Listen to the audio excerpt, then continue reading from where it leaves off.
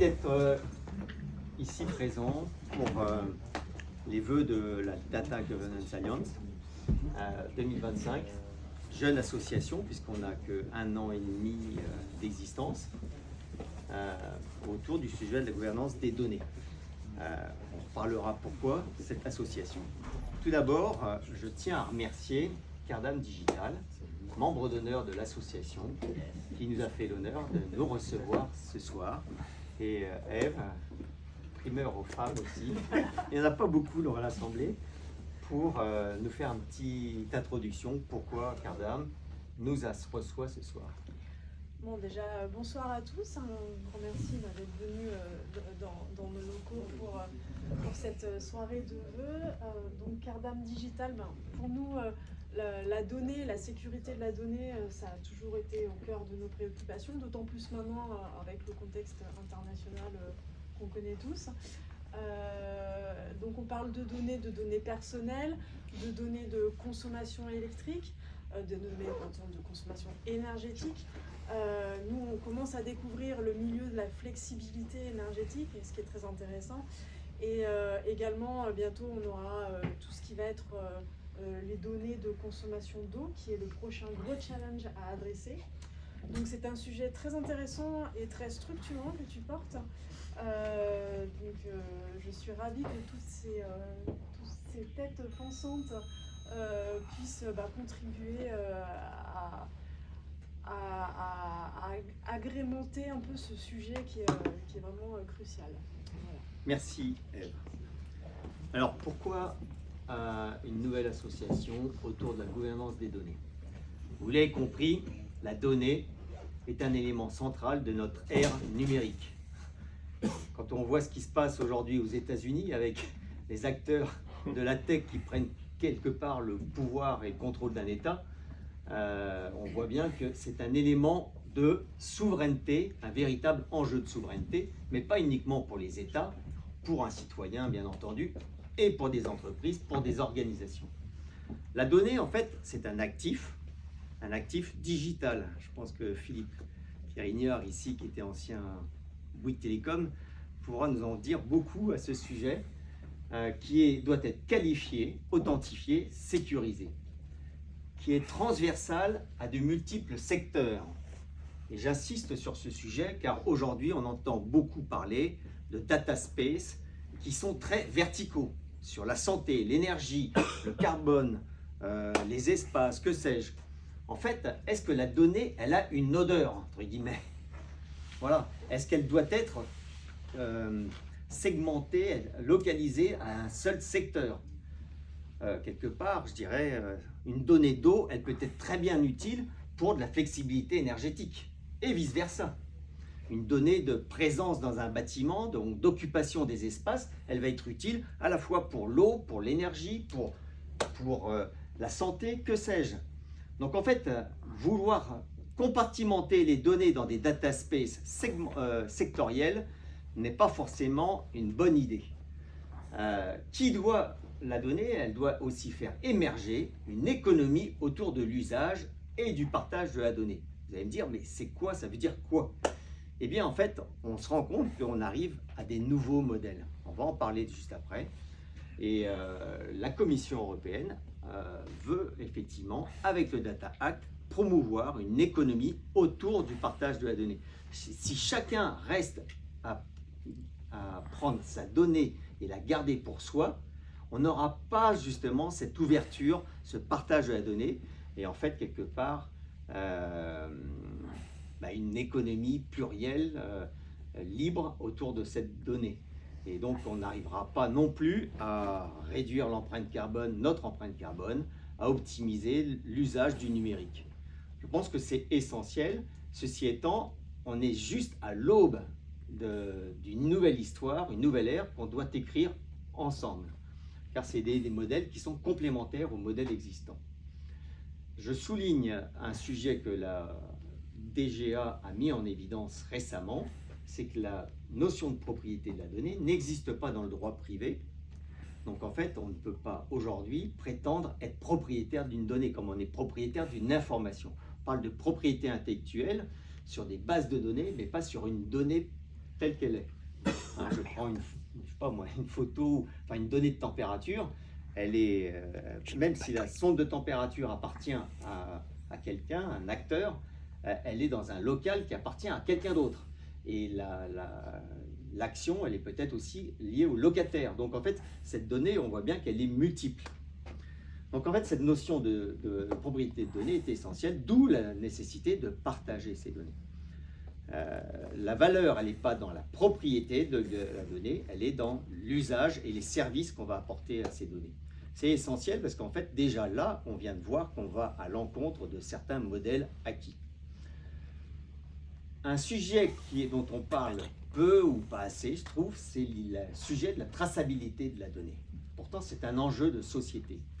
On ne va pas prendre position pour un modèle ou un autre, mais quelque part, et ça c'est ce qu'on veut promouvoir à la DGFoRSC, c'est une hybridation des modèles, sachant qu'aujourd'hui, il y a un modèle de traçabilité, moi que j'appelle directive, qui est plutôt coercitif, exclusif, très pyramidal, très centralisé, plutôt top-down, c'est-à-dire un acteur complet qui va prendre le contrôle de vos données ou des données et qui va essayer d'exercer le maximum de services.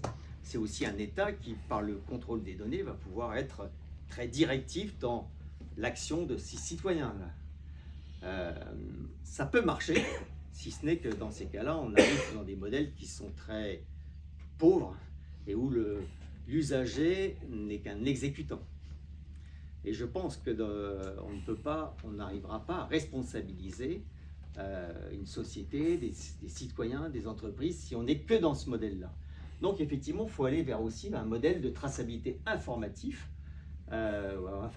incitative et inclusive. C'est un modèle qui est distribué, décentralisé, plutôt bottom-up. C'est plus compliqué à gérer parce qu'en fait, on a multiples acteurs et il faut que tous ces acteurs soient impliqués et rétribués sur leur contribution. Mais effectivement, il faut qu'il y ait une rétribution de la contribution sur la chaîne de valeur. Mais effectivement, c'est comme ça qu'on va pouvoir aller vers des actions beaucoup plus responsables. Donc la collaboration de ces deux modèles représente un enjeu à la fois politique, éthique et économique. Alors là, ce que je veux montrer ici, c'est qu'en fait, aujourd'hui, on a des modèles hybrides de partage de la valeur. Parce qu'en fait, si on parle de partage de la donnée, il faut passer partage de la valeur. Aujourd'hui, je dirais que notre économie, le modèle dans lequel on vit, c'est celui-là, celui-là et celui-là. Économie productive, une économie de la propriété. Hein. On a, avec Richard et toute l'équipe, on s'est amusé à réécrire les droits de l'homme il y a 3 ans. Et l'article 17, je vous invite à le lire, parle du droit à la propriété comme inaliénable. Hein. Je pense que ce droit à la propriété exclusif aujourd'hui est la cause aussi de nos maux sur Terre, parce qu'en fait, on n'est pas sur Terre uniquement pour être propriétaire. Et quand je meurs, quelque part, je ne vais pas partir avec ma propriété. Par contre, on est plutôt là dans l'usage. Et c'est la jonction ou la combinaison des deux qui est intéressante.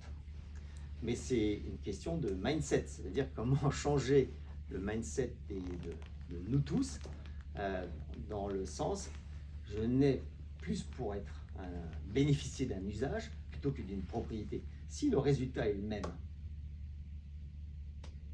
Mais c'est une question, et ce que je veux dire, c'est qu'on ne faut pas opposer l'un et l'autre, mais aujourd'hui, effectivement, c'est dire qu'il y a une économie productive et il faut aussi arriver à une économie contributive, c'est-à-dire comment on valorise la contribution. Une économie de la propriété à une économie de l'usage. L'usage de l'eau, l'usage de l'énergie, l'usage de la mobilité, l'usage des espaces.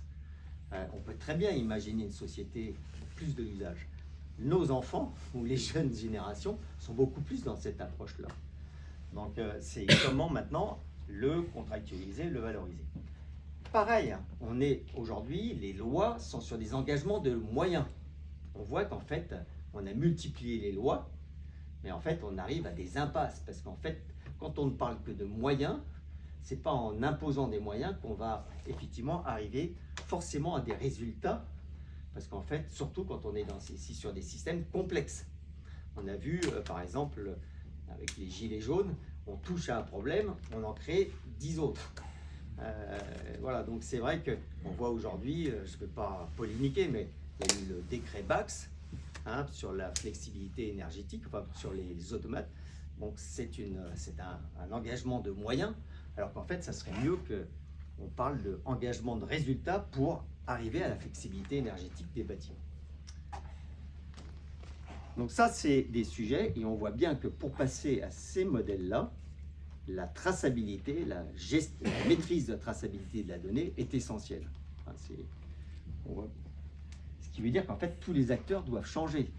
J'en parle beaucoup à des bureaux d'études, ou à des architectes, ou à des prescripteurs, en leur disant « Votre métier est en train de changer, vous devez bien entendu rester dans des obligations de moyens, des prescriptions de moyens, mais aussi il faut que vous alliez vers du résultat. » Ouais, mais ils ne pourront pas rentrer s'il y a des gens qui arrivent en retard. Ah, ok. Alors, dernier sujet, là, ça devient plus prospectif, donc je vais passer rapidement là-dessus.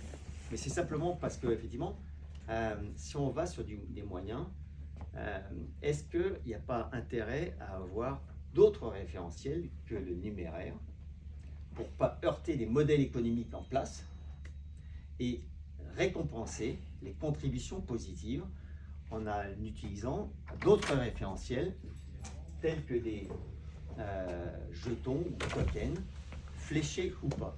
Tout à l'heure, j'en ai parlé encore en réunion sur la flexibilité énergétique.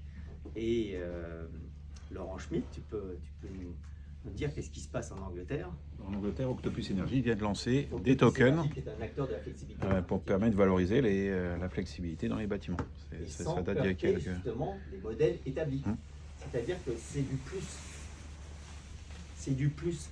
C'est-à-dire que par exemple sur l'eau, on peut très bien imaginer qu'un promoteur immobilier qui va mettre un aquapod, eh bien il ait des tokens eau. Il soit rétribué en token eau, même si effectivement, voilà, cette rétribution puisse être utile ensuite pour, par exemple, c'est ce que j'ai expliqué hier au patron du développement durable de Bouygues, je lui disais, bah, imagine que demain, Bouygues, vous mettiez des aquapods dans tous vos bâtiments, vous allez avoir des tokens eau, et ces tokens eau, pourquoi pas les échanger contre des tokens carbone, parce qu'en fait, du carbone, vous en créez, et donc vous avez un déficit. Et donc, c'est pas tomber dans l'oreille d'un sourd, mais c'est vrai que maintenant, ce que je me dis, c'est que premièrement, il faut l'expérimenter sur des projets, et puis effectivement, il faut arriver sur des modèles établis, mathématiques, qui soient. Mais l'idée est peut-être séduisante. Alors, on a un acteur ça marche, qui est à... Je peux te donner un exemple, parce que je l'ai fait chez Bouygues Télécom dans mon ancienne vie. Ouais. Il y a un opérateur qui n'est pas très connu, parce que c'est un espèce de sandbox, mais il y a quand même une vingtaine de milliers de clients qui s'appellent Source, d'accord, où on a tokenisé les assets non utilisés des clients. Donc typiquement, tu as 30 gigas, tu n'en utilises que 20, et donc tes 10 gigas sont tokenisés. Alors le client, il ne sait pas, hein, c'est une blockchain derrière, machin, etc. Et tu peux échanger tes blockchains pour participer. Alors je ne sais plus combien il y en avait, il y a peut-être 80 associations auxquelles tu peux reverser les équivalents de tes gigas en dons à des associations. Ah bah voilà. Donc c'est possible. Ouais, c'est possible. Et c'est pas très difficile. Non, c'est pas très difficile. Et on voit qu'aujourd'hui, toute la technologie, tous les outils sont là pour le faire.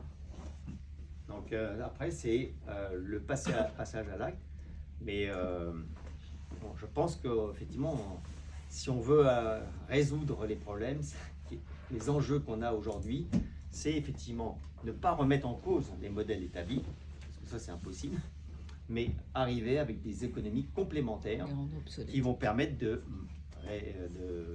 valoriser ces contributions positives et d'aller vers des modèles impliquant des multi-acteurs.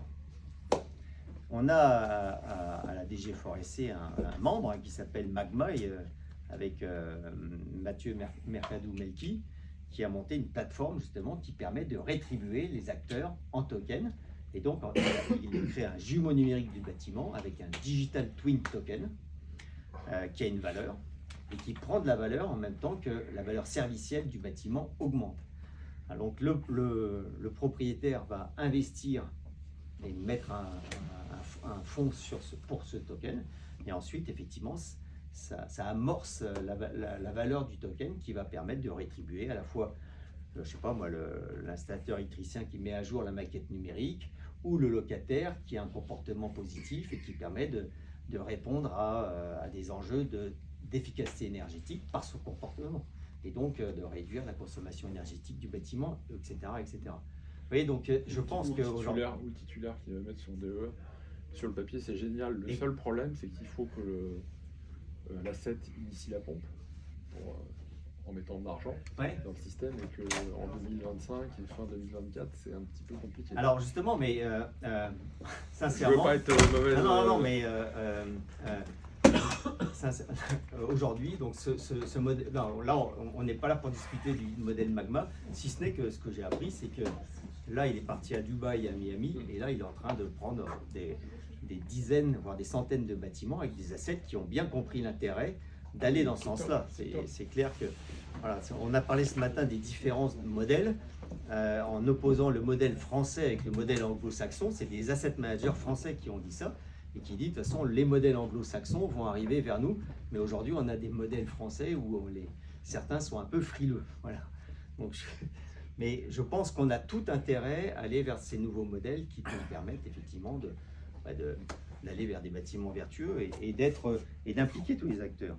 Alors ici, je ne vais pas commenter ça, mais j'ai fait avec justement Mathieu un exercice de style où on avait différents acteurs, le bailleur, le locataire, le bureau d'études, le prestataire de services, le fournisseur de matériel, l'entreprise générale, la banque, l'assureur, la collectivité, subvention, pollueur. Donc là, c'était comment on répartissait l'investissement dans un bâtiment en termes pour réduire l'empreinte carbone d'un bâtiment. Et ensuite, c'est les contributions positives, c'est-à-dire que les contributions positives, ça peut être un cahier des charges qui est bien fait, ça peut être un comportement du locataire, ça peut être des matériels qui vont durer plus longtemps, des équipements qui vont durer plus longtemps, etc. Et donc là, c'est valoriser ces contributions positives, et puis après, c'est le financement du token carbone. Donc c'est plutôt des pollueurs carbone ou les collectivités qui vont peut-être abonder. Et ensuite, la rétribution. C'est purement théorique, vous oubliez, mais c'est simplement un exercice de style pour se dire, tiens, voilà comment ça pourrait faire. Après, il faut mettre ça dans les mains de mathématiciens, d'économistes, mais c'est pour dire que voilà, c'est pour amorcer la réflexion.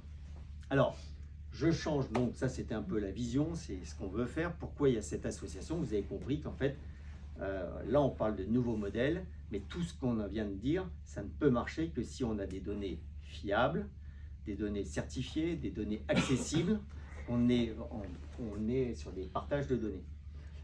Donc l'association, elle est là justement pour sensibiliser tous les acteurs de la chaîne de valeur sur l'enjeu de la gouvernance des données et servir les intérêts à la fois de citoyens, des organisations. Alors on s'est dit, il y a un an et demi, il faut un élément fédérateur. Quel est-il? Et c'est de là qu'est né Data4U, avec une charte en 10 points, donc je vous la distribuerai tout à l'heure, et un référentiel. Et l'année dernière, on a réfléchi sur quelque chose de très simple. Donc il y a la charte en 10 points, mais on l'a concentrée en 3 éléments, ce qu'on appelle les 3 C, consentement, contrôle et contrepartie. On voit bien que dans la flexibilité énergétique, si on n'a pas le consentement de l'usager, ça va être compliqué d'aller vers cette flexibilité énergétique, ou alors c'est très directif. Mais dans ces cas-là, quelque chose qui est directif ne va pas forcément vers une responsabilisation de l'usager, et il va subir, donc il ne sera pas forcément proactif. S'il a donné son consentement, c'est qu'effectivement, il y a déjà une notion de contrôle, donc il sait qu'il va garder le contrôle de ses données, et que demain, s'il change d'agrégateur de flexibilité énergétique, eh bien, il pourra le faire très simplement sans avoir à tout changer, et même changer ses systèmes. Et bien entendu, il y a une contrepartie. Cette contrepartie, elle peut être financière, elle peut être servicielle, elle peut être que sais-je. Donc cette notion de 3C, elle est essentielle et elle s'inscrit complètement dans le cadre du Data Act de la Commission européenne. Et donc, ce qu'on s'est dit, il faut un moyen très mémotechnique, donc Data for You. Voilà, et ce qu'on espère aujourd'hui, c'est que ça puisse devenir un référentiel européen pour les professionnels, pour l'usage des données. Récemment, j'ai rencontré des acteurs de services énergétiques et qui m'ont dit on est très embêtés, effectivement, quand on récupère les données ou des acteurs de la propreté, on récupère des données, mais ce qu'on veut, c'est on veut que nos clients soient sûrs qu'en fait, on ne va pas utiliser ces données à des fins autres que celles pour lesquelles on l'a contractualisé. Voilà, et donc c'est ça l'intérêt de cette charte Data for You, qui est aujourd'hui signée par, bien sûr, Cardam Digital, par Equance, qui est portée aussi par Vinci dans certains projets, par d'autres intégrateurs, parce qu'en fait, c'est essentiel. Et c'est une vraie charte de confiance par Xavier Brunot, Vesta System, par Emmanuel Olivier, OpenCaps. Voilà un petit peu ce que... Alors, je reviendrai, on pourra regarder un petit peu plus en détail les 3C, mais ensuite, ce qu'on s'est dit, c'est que tout ce qu'on vient de dire là, il faut que ça soit concret. Et c'est ça, ça a été nos réflexions de 2024, c'est que c'était bien, les 3C, tout ça, c'est bien, c'est propre, mais il faut l'accrocher à des cas d'usage. On a réfléchi à ces cas d'usage, et les 4 cas d'usage qu'on a sélectionnés, c'est l'énergie et l'enjeu de la flexibilité. Pourquoi? Parce qu'en fait, c'est vital pour tout. Et on voit bien qu'on a eu la crise énergétique avec la guerre de l'Ukraine, on voit bien que c'est pas gagné. Et en fait, on voit qu'on a un mur de l'énergie en Europe, dans le monde, mais en France aussi, devant nous. Alors, c'est dans certains pays déjà le cas, mais en France, c'est dans quelques mois, voire quelques années. Mais on parle de, Laurent, en termes d'augmentation, on a une augmentation, je crois, de 50% de la consommation électrique sur les 10 prochaines années. 50%, on sera incapable d'avoir autant de centrales nucléaires pour répondre à cet enjeu. Voilà, donc il y a un vrai problème de réseau. Et pour ça, pour jouer cette flexibilité, on parle de, aujourd'hui c'est 3% de flexibilité, de passer à 20 ou 30%. Hein? Voilà, donc ça veut dire que, voilà, et ça c'est lié à quoi? C'est lié à l'électrification des usages, donc les véhicules électriques, les pompes à chaleur, entre autres, et l'intelligence artificielle avec les data centers. Juste un chiffre, 2030, je crois que c'est 2030, le poids des data centers au niveau mondial dans la consommation électrique mondiale sera de 14%, alors que c'était 4% l'année dernière. Voilà, donc c'est juste pour vous dire. Et si on parle des véhicules électriques, c'est 5% en 2030. Mais l'ADEME, il y a eu un schéma qui est sorti il y a quelques jours là, sur le digital. Alors le digital, le digital, c'est ouais, tout à fait. Le digital aujourd'hui, c'est 20% de la consommation électrique. Et si on n'a pas de croissance de la consommation électrique, ça c'est des sources de M. Villani, alors en 2040, la consommation du digital représenterait 100% de la production énergétique actuelle. Donc on voit bien qu'on a un mur de l'énergie aujourd'hui. Donc là, pour résoudre ces problèmes de flexibilité, soit on est dans une approche directive, mais ça veut dire que les usagers, on ne s'en occupe pas. Donc on va leur couper la recharge de véhicules, le chauffe-eau, on va leur couper leur chauffe-eau quand ils en ont besoin, etc. Donc ça ne peut pas vraiment marcher. Donc effectivement, il faut qu'il y ait, on doit être forcément dans un modèle bottom-up d'application des usagers. Et pour ça, effectivement, il faut avoir les données d'usage et pouvoir les anticiper. Donc on est convaincu qu'ici, il y a un vrai sujet de gouvernance des données, avec une gouvernance le plus locale possible. L'occupation des espaces, en fait, elle est liée aussi à la flexibilité énergétique, mais aussi à la réduction de l'empreinte carbone des bâtiments. On va de plus en plus vers des bâtiments multi-usages, et il faut optimiser l'usage des bâtiments. En fait, on voit bien que ce sujet d'occupation est très important. Le timekeeper fait son office. Ouais, alors j'ai fini. La santé. que l'autorité. Et puis enfin, l'eau, parce que on a parlé des murs de l'énergie. On ne parle pas encore assez de l'eau, mais je vous invite à discuter avec nos amis de l'Assor et Eudali, qui sont là, qui nous font l'honneur d'être ici. Mais le sujet de l'eau est aussi important, voire même peut-être plus important que l'énergie, parce que c'est encore plus vital. Moi j'ai une question pragmatique. Pour l'énergie, on parle d'énergie manager. Pour l'eau, on parle de water manager. C'est quoi le métier? C'est une très bonne question. Si le métier n'existe pas encore, c'est pas interdit qu'il arrive dans les... Dans les anciens temps, on appelait ça les fontainiers. Je veux vraiment le casser, mon Les fontainiers qui ouvraient et qui fermaient les vannes. Et oui, mais on parle de ça quand même, quand on parle de l'usage de l'eau. Parce qu'en fait, il y a un enjeu à la fois de disponibilité de l'eau, et puis de l'eau d'usage, sachant que